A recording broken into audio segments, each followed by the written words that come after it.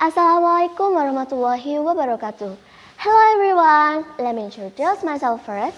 My name is Artanti. I am from SMP yang Jugentan. Here, I will present some story to you all, and the title of the story is Pinocchio. In the past, there was a puppeteer whose name was Geppetto. He was eager to have a son very much, but his wife passed away for several years ago. One day, he got an idea to make a puppet in order not to be lonely again. He made a puppet all day long.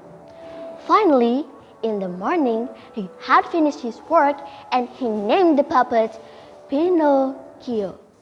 Soon, he felt lonely again since Pinocchio couldn't walk or talk by itself. Geppetto prayed to God to become a real boy. He always thought in his mind, in his dream. I wish you were a real boy, he said longingly. One night, a blue fairy who heard Geppetto's word granted his wish. She sprinkled some magic powder on the puppet and brought Pinocchio to life. The next morning, he was surprised. Wow, that Pinocchio was alive. He taught Pinocchio how to walk, how to read, how to speak, and to do other things as human.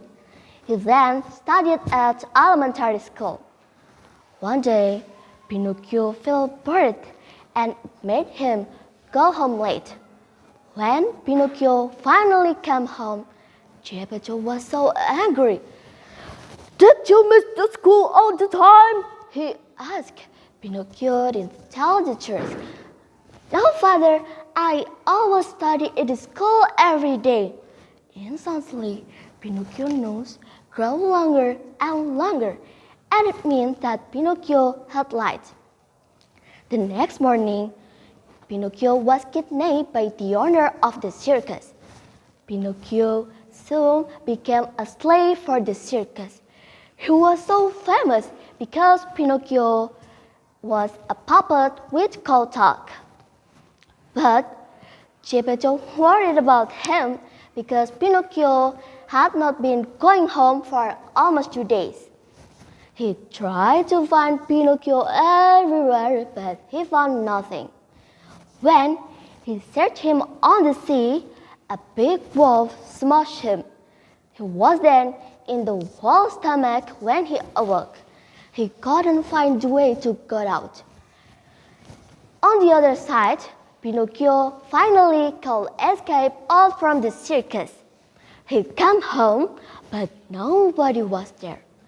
Later on, he searched Geppetto on the sea, and he had the same accident as Geppetto, and he met Geppetto in the wolf's stomach. Pinocchio saw his father. Father, it's me, Pinocchio, he shouted. They were so happy to see each other. I've got an idea to get out of here, said Pinocchio.